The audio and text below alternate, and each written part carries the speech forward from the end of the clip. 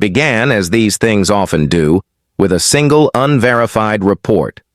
A merchant convoy traveling the Denari Run claimed to have seen something impossible, something that, in the words of its captain, looked less like a ship and more like a moving continent. The report was logged, transmitted, and promptly buried in bureaucratic archives. No one took it seriously. But then came another sighting, this time from an independent mining crew working the asteroid fields near Nemai. Their instruments recorded an object that registered as mass category unknown before vanishing into the folds of subspace. The miners swore they saw light ripple along its hull like sunlight through deep water. Their story spread quickly, not through official channels, but by word of mouth. From there, the whispers traveled the galaxy in 1,000 different retellings. The humans, some said, had built the largest ship ever to sail the stars. Others insisted it wasn't a ship at all, but a mobile station capable of carrying an entire civilization's population. A few even claimed it was an artificial world, forged in the gravity wells of neutron stars and hidden from the rest of the galaxy until now. Most dismissed these tales as human self-promotion. Humanity, after all, was still seen by many as a young race, ambitious, yes, but far from holding the industrial might of the ancient empires.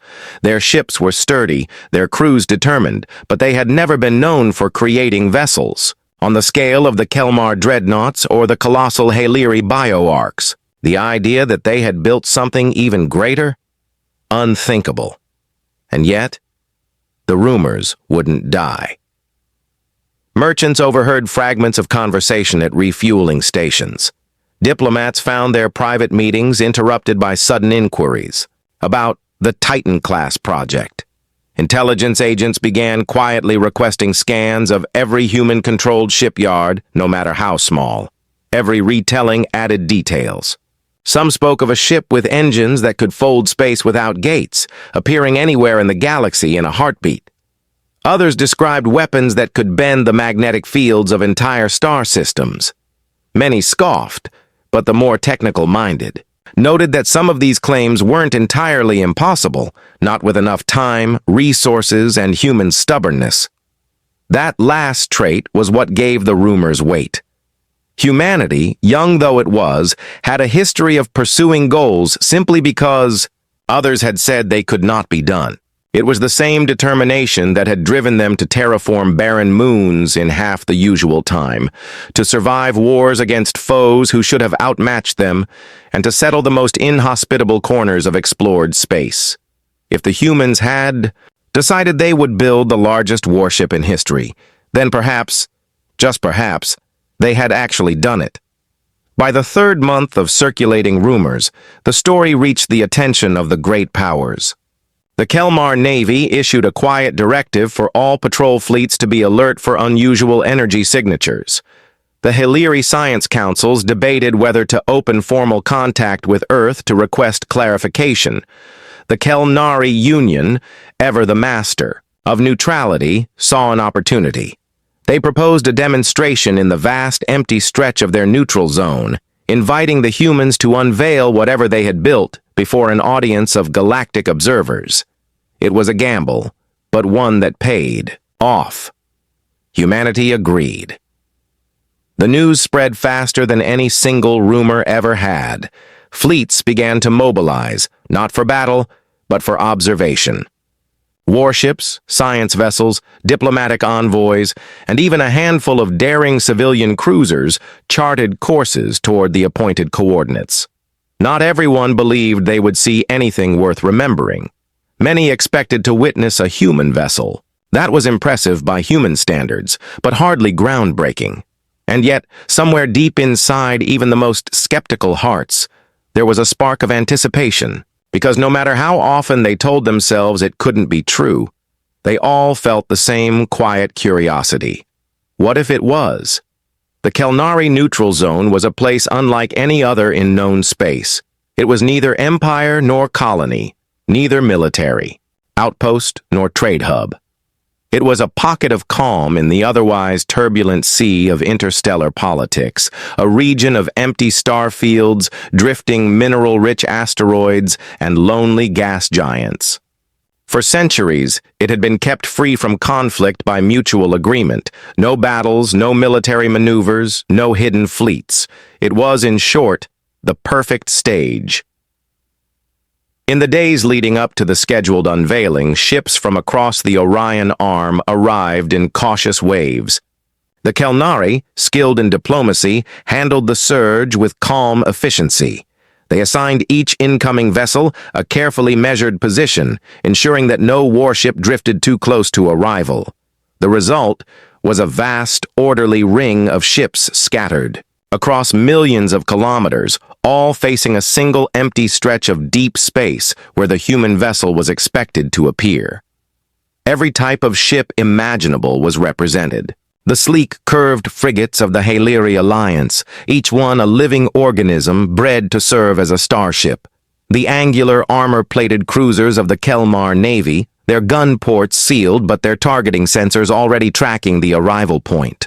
The crystalline hulls of the Serath Confederacy's scout craft, refracting starlight into dazzling halos, and among them, smaller ships from newer civilizations, eager to witness history, if indeed there was history to witness. Each crew brought its own expectations. Some came armed with skepticism, already certain they would be unimpressed. Others brought quiet hope, wishing that the humans had truly achieved something remarkable. A handful brought fear, not of humanity itself, but of what the galaxy might look like if one species suddenly broke the balance of power. The Kelnari broadcasters set up wide-spectrum relay buoys so that every observer, no matter their location, in the vast assembly, could see and hear the event in perfect clarity. Inside the control chamber of the central relay station, a dozen Kelnari technicians adjusted instruments, fine-tuning the feed that would be shared live across the galaxy. The event had already become more than a local spectacle. It was now a moment of interstellar attention. As the fleets settled into position, the atmosphere aboard many ships became a strange mix of ceremony and impatience. On the Kelmar flagship Iron Crown, Admiral Vorek stood at the central display, arms folded, reviewing sensor readouts. "If this is a bluff," he said to his staff, "it will be the most expensive one I've ever seen." His voice was steady, but his eyes betrayed a flicker of curiosity. On the Haliri bioship Song of Tides, Captain Relam's crew hummed softly to the ship's living walls, a ritual for welcoming the unknown. The bioship pulsed in response, resonating with the anticipation of its passengers. On a small human diplomatic shuttle positioned at the very edge of the gathering, Ambassador Karis adjusted her formal uniform and rehearsed the speech she might have to give, either one of triumph or one of carefully worded excuses depending on what emerged from hyperspace. The countdown to the arrival began, ticking away on thousands of synchronized displays. The appointed moment was still hours away, but the sensation of waiting stretched time into something heavier. The background chatter on comm channels began to fade as crews focused on their instruments, eyes and sensors locked on the empty space at the center of the assembly. Some ships used the waiting period to scan their neighbors, trading readings and quiet observations. Others simply drifted in silence, their crews staring out at the stars as though the void itself might offer clues. A few dared to speculate aloud. How big would it be? Would it look like other human vessels? Would they even recognize it as a ship? The Kelnari authorities had set strict rules. No weapons powered, no probes launched, and no unauthorized movement toward the center zone. Violations would mean immediate expulsion from the event. Even so, there was an unspoken rule no one needed to enforce. Nobody wanted to risk missing the moment. As the time approached, the gathered fleets felt something almost like gravity, not physical, but the pull of collective focus.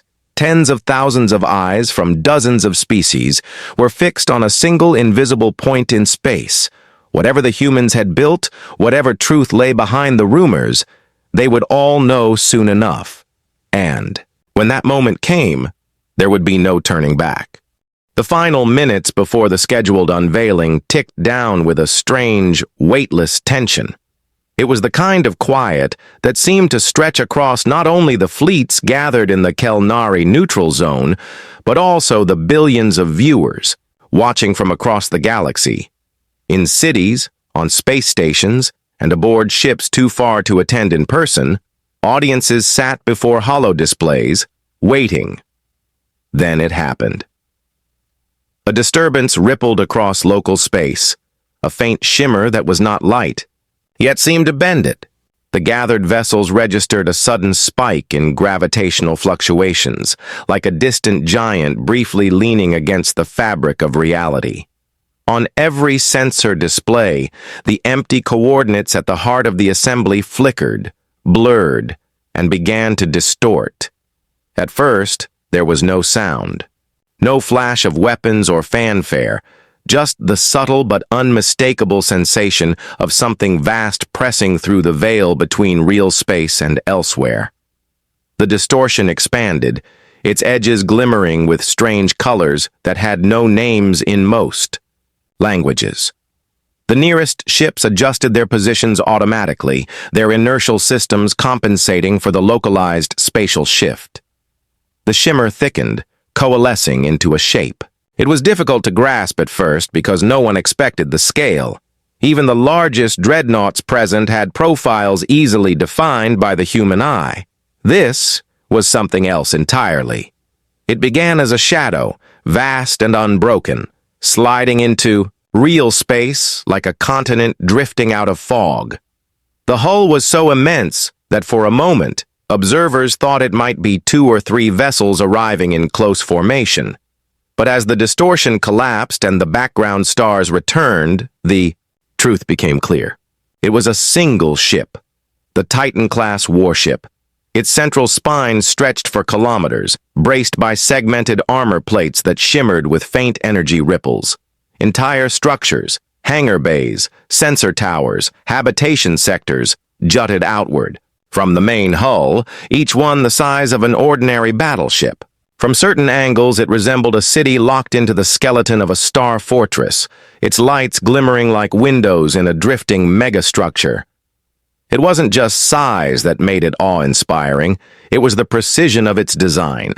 Every line of the hull was purposeful, every curve and angle calculated not merely for function, but for resilience. The outer plating bore no visible seams, as though it had been grown rather than built. Running along its length were arrays of geometric panels, glowing faintly with containment fields whose patterns shifted like the slow pulse of a heartbeat. The ship's engines, if they could still be called that, were housed in massive circular structures at the stern, their surfaces layered with rotating rings of metal and light. Each rotation gave off a soft hum detectable even through the vacuum, a resonance that many ships' hull sensors translated into a low, almost musical vibration. For those gathered, the scale became truly clear when the warship's shadow passed across the viewing fleets. Even from thousands of kilometers away, it blocked the light of entire star fields, casting silhouettes of alien vessels against its colossal bulk. A Kelmar dreadnought, pride of its navy, looked no larger than a shuttle by comparison. Silence reigned, not the expected chatter of comms, not the hushed exchanges of disbelief, nothing. It was as if the entire assembly had collectively forgotten to breathe. Some captains simply stared, hands frozen over controls. Some sensor crews ran, and reran scans, unable to reconcile the readings with known engineering limits. Even the Hillyri bioships, which were themselves living wonders of creation, pulsed slower in quiet acknowledgement of something that surpassed their understanding. No visible weapons ports were open, yet there was no mistaking the potential. The hull's contours hinted at systems hidden beneath, and the massive reinforced arcs along the forward section could easily house weapons of staggering scale. And still the vessel radiated something more than raw might. It carried the unmistakable presence of purpose. On the human diplomatic shuttle, Ambassador Karras exhaled slowly, as though she had been holding that breath since the first shimmer appeared. "So," she whispered, "it's real." Around her, the galaxy's greatest fleet simply watched, their collective future quietly shifting in the wake of a single arrival. For a long stretch of seconds, though later many swore, it felt like minutes. There was nothing, no movement from the Titan, no sudden broadcast from the humans. No audible reaction from the assembled fleets. It was as though the very presence of the warship had drained sound from the void.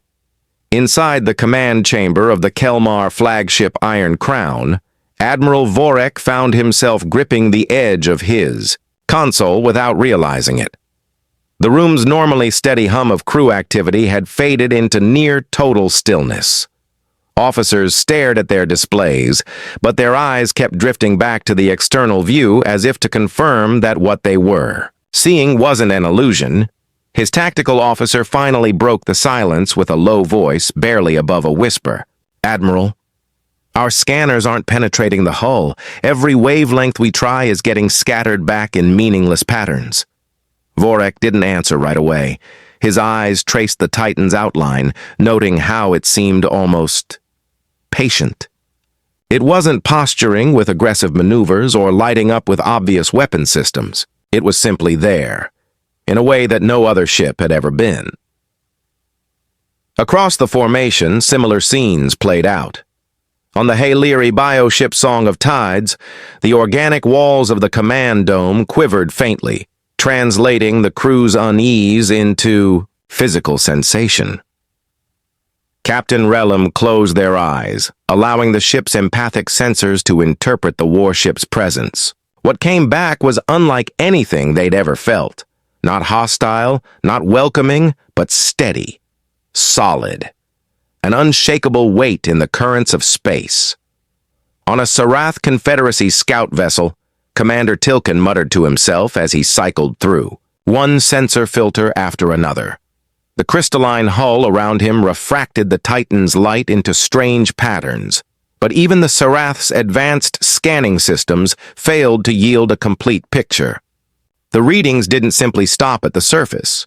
They bent away, as if the ship's hull existed in more than one state of matter at a time. The Kelnari relay station's observation deck was filled with diplomats, journalists, and officials.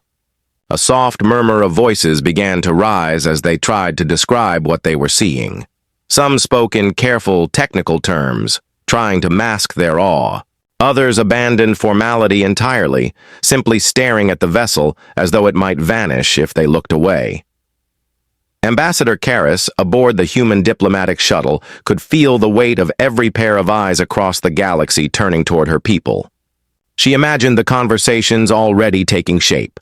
Naval committees discussing emergency reallocations of resources, science councils debating the implications of this engineering feat, intelligence agencies scrambling to determine how something of this magnitude had been kept secret.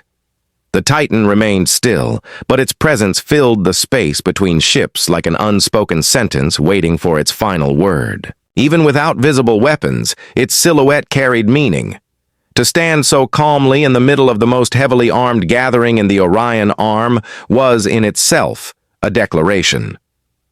A junior officer on the Kelmar dreadnought Shield of Dawn broke protocol to speak over the secure line to their counterpart on a Haliri vessel. "It's not doing anything?" The reply came back after a pause. "Exactly." The stillness continued, and in that stillness minds began to race. What if this was simply the smallest of humanity's new ships? What if it had capabilities they hadn't even guessed at yet? What if somewhere there were more of them? On civilian vessels, passengers pressed against observation panels, recording every detail. Across distant colonies and stations, holocasts replayed the moment of emergence over and over, each time accompanied by new speculation. The longer the Titan waited, the more the galaxy realized it was not waiting for them. It was letting them wait for it, and when a vessel that size chose to speak, every living being in range would hear it. The silence broke not with sound, but with movement.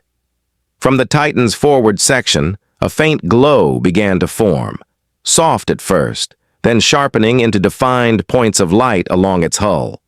The gathered fleets tensed, weapon systems stayed, cold, but no one could ignore the primal instinct that stirred when a ship that size began to change.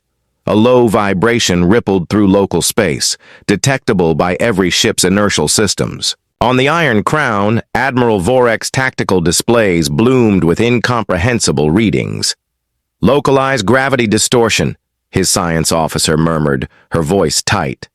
"Origin point, the Titan, the Haliri bioship Song of Tides," pulsed in caution as its organic sensors interpreted the change. Captain Relum ran a hand over a living control panel, calming the ship as much as the crew. "It's not an attack," they said, though they weren't certain who they were reassuring.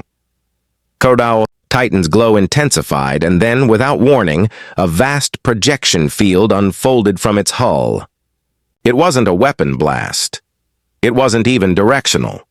Instead, a transparent dome of shimmering light expanded outward, enveloping a section of space that included a small asteroid belt on the far side of the gathering. The dome wasn't just energy. It was space itself, subtly warped. The asteroids inside began to shift, their orbits bending into perfect spirals toward a single point at the center. It happened slowly enough for every ship to watch, yet too quickly for any to intervene. Kilometer-wide rocks, millions of tons each, converged in precise trajectories, guided by invisible forces. There was no debris, no collisions. The process was as clean and deliberate as a sculptor's chisel. In moments, the individual asteroids had become a dense, molten sphere, glowing red and gold under the pressure of its own forced compression. When the dome retracted, the sphere floated in open space, its surface cooling into a perfect mirror-like finish. It was smaller than any single asteroid had been, compressed into a fraction of its original volume, but every gram of mass was still there. The demonstration had taken less than 5 minutes. In the command chambers of the assembled fleets, officers leaned over their stations, replaying the sensor data.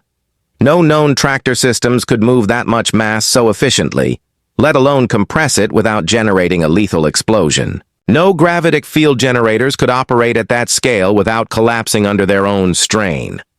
"This isn't a weapon," someone said over an open comm channel, their voice a mix of awe and disbelief. "No," another voice replied, "but it could be." The implication was clear. If the Titan could do this to an asteroid belt, it could do the same to a hostile fleet or a planetary surface. And yet the act had been almost peaceful. No one had been harmed. No threats had been issued. It was a display of precision as much as power. In the Kelnari Relay Station's observation hall, a veteran correspondent for the Galactic News. Service recorded her impressions in a single sentence for the live broadcast. "Humanity has not just shown us what they can destroy, they've shown us what they can shape." Ambassador Karras, aboard the human diplomatic shuttle, allowed herself the faintest smile. She knew the questions this act would provoke in the minds of the galaxy's leaders. Was this a shield, a tool, or a warning? She also knew that humanity had no intention of answering that question outright. Not yet. As the molten sphere drifted, silently in the dark, the Titan made no move to reclaim it. It remained as a quiet monument, a physical reminder of what had just occurred. The warship's hull dimmed to its previous calm state. The demonstration over. No message accompanied. The act, but the meaning was undeniable.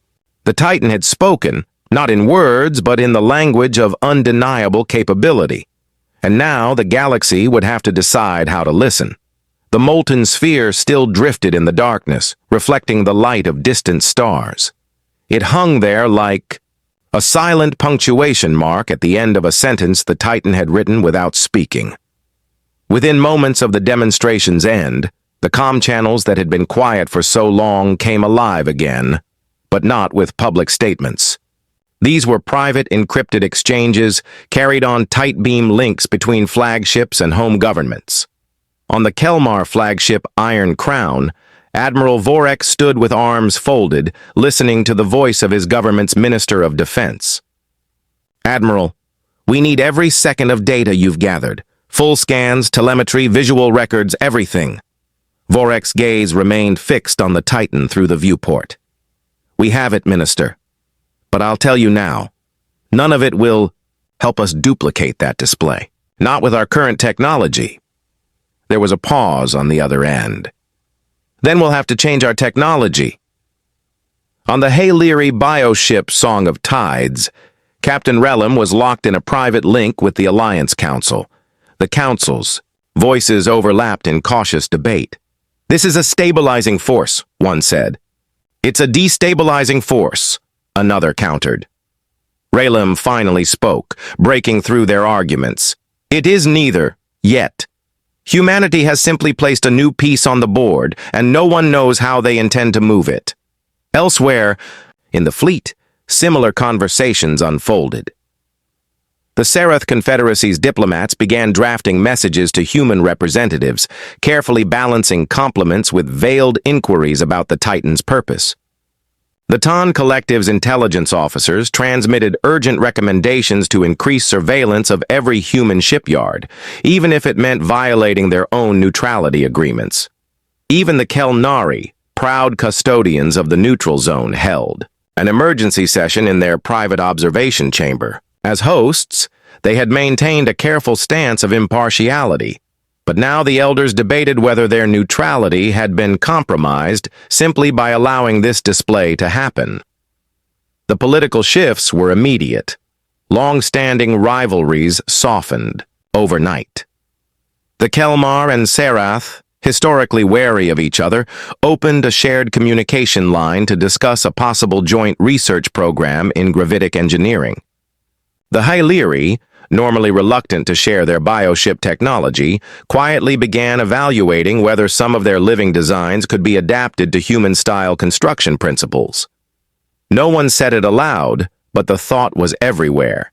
If humanity can do this now, what will they be able to do in 50 years? Inside the Kelnari relay station's press gallery, journalists prepared their first official reports. The draft headlines varied wildly. "Humanity changes the rules. The Titan rises. A new balance or a new threat?" Ambassador Karras monitored the chatter from her position aboard the human shuttle. She could almost hear the gears turning in the minds of every leader, every strategist. They weren't thinking about the molten sphere anymore. They were thinking about fleets, treaties, border patrols, and defense budgets. She leaned toward her communications officer. "Transmit nothing," she said. "No statements until the Admiral speaks." Her officer hesitated. "That might make them nervous." "It's meant to," Karras replied. Meanwhile, aboard civilian ships in the outer perimeter, the reaction was different. Passengers replayed holocaptures of the event, pausing to marvel at details in the Titan's design. Merchants whispered about the economic implications, what such technology could mean for mining, construction, and planetary engineering.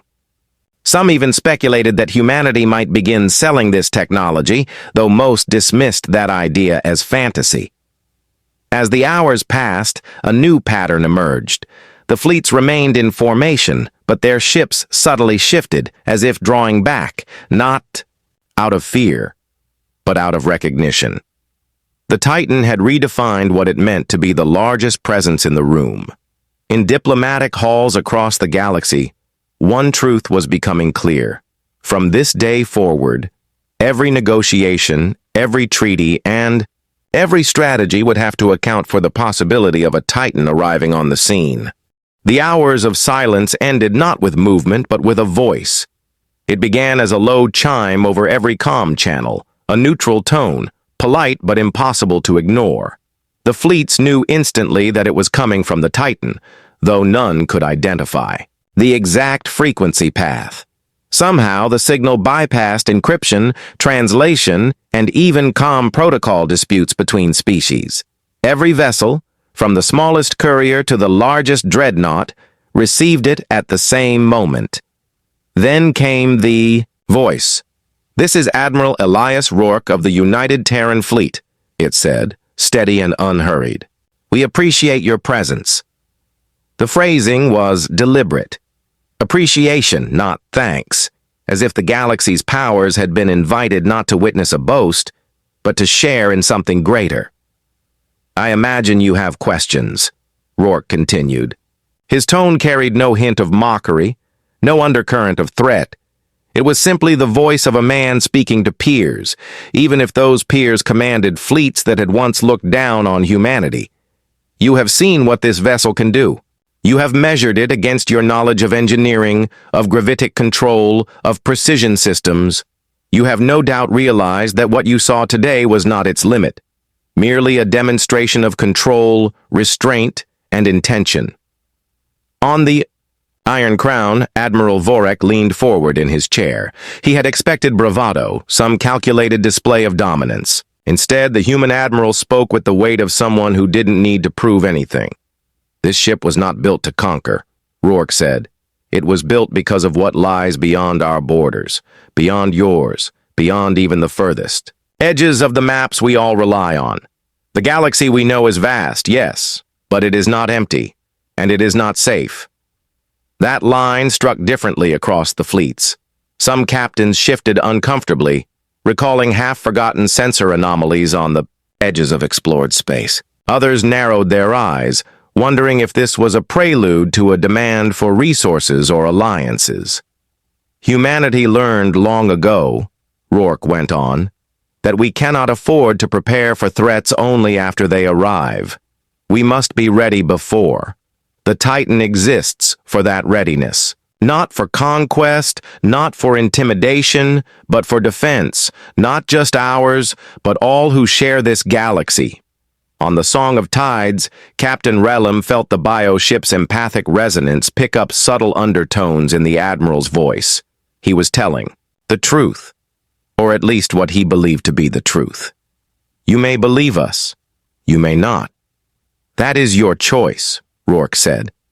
"But when the day comes, and it will, this ship will be there. Whether to shield Earth or Haliri worlds or Kelmar outposts or Kelnari stations makes no difference to us. We will stand first." The phrasing was simple, but the message was not lost on anyone. To stand first meant to take the opening blow, to absorb the initial storm so others could prepare. It was a promise few could make, and fewer still could keep. Rourke paused, letting the silence stretch just long enough for the words to settle. Then he spoke again. "We do not ask for treaties. We do not ask for tribute. We ask only that you remember what you have seen today. Not the sphere of metal, not the size of this vessel. Remember the choice that built it." And then, just as suddenly as it began, the transmission ended. No further explanation. No invitation for questions. The Titan remained still, its vast silhouette holding its place at the center of the assembly as if nothing at all had changed. But everything had. On dozens of bridges, in hundreds of command rooms, across 1,000 private channels, the admirals' words began replaying, parsed, analyzed, debated. Some would dismiss them as clever rhetoric. Others would take them as the beginning of a new kind of alliance. A few would see them as a warning to prepare for something even greater than the Titan. For now, one truth hung in the air. Humanity had spoken, and the galaxy had listened. The Kelnari neutral zone returned to silence, but it was a different silence than before. It was no longer the tense, uncertain stillness of waiting. Now it was the kind that follows a moment too large to immediately comprehend. The fleets lingered longer than protocol required. Even the most disciplined captains seemed unwilling to be the first to turn away from the Titan. Its massive hull remained steady, its lights dim and constant, like the glow of a distant city at night. It neither advanced nor retreated. It simply existed there in the void, monumental, unyielding, and patient. Eventually, movement began. One by one, ships powered their engines, slipping away into the dark. The Kelmar Dreadnought Iron Crown departed first, its exit path marked by a brief transmission to the human shuttle. We understand. No explanation. No request for further discussion. Just acknowledgement. The Hey Leary bioship Song of Tides was next. It pulsed a soft wave of bioluminescence toward the Titan before folding into its slipstream. The gesture, equal parts farewell and respect. Others followed in quiet succession, the Sarath scout craft vanishing in a flare of refracted light, the Tan Collective's vessels retreating with unusual order, the smaller independent ships scattering back to their home sectors. Each departure felt like the closing of a chapter none of them had expected to read that day. In the Kelnari relay station, diplomats drafted their official statements. They would be measured, careful, and deliberately incomplete. No one wanted to admit how much the Titan had unsettled them, or how much it had impressed them. The public would hear phrases like significant engineering achievement and commitment to mutual security, but the deeper truth would remain in classified files and private memories. Aboard the human diplomatic shuttle, Ambassador Karras watched the departures in silence. She knew that the real work was only beginning. The Titan's demonstration had shifted the galactic balance, not through a show of destruction, but through the promise of what it could do. The fleets would return home to adjust strategies, to rethink alliances, to calculate whether they might one day call on humanity's promise, or prepare for the possibility that it would not be offered. The molten sphere still floated near the neutral zone's center, slowly cooling in the cold of space. It was more than a remnant of the demonstration. It was a marker, a sign that something extraordinary had happened here. The Kelnari were already debating whether to leave it untouched as a permanent monument. Far across the galaxy, in cities, outposts, and aboard freighters, the story began to take shape in countless variations. Some described the Titan as a guardian, others as a shadow over the future. Merchants told of its size, engineers marveled at its design, and children imagined it gliding through the stars like a myth come to life. In time, the details would blur. The molten sphere would fade from memory. The political ripples would settle into new treaties, new rivalries, new ambitions. But one thing would remain in every telling, the moment when the Titan appeared and the galaxy realized that humanity had quietly stepped onto a stage they had never been invited to and claimed it as their own. Within the Titan itself, Admiral Rourke stood at the central viewport, watching the last of the fleets vanish into their warp lanes. He spoke quietly to no one in particular. They'll remember, and they would. From that day on, even in the farthest outposts, in the loneliest mining stations, in the hidden corridors of political power, one phrase took root in 100 languages: remember the Titan. It was a phrase spoken as warning, as comfort, as inspiration. A phrase that meant humanity would not be underestimated again. The galaxy had changed, not because of a battle fought, but because of a battle promised. And somewhere in the quiet between the stars, the Titan continued its watch.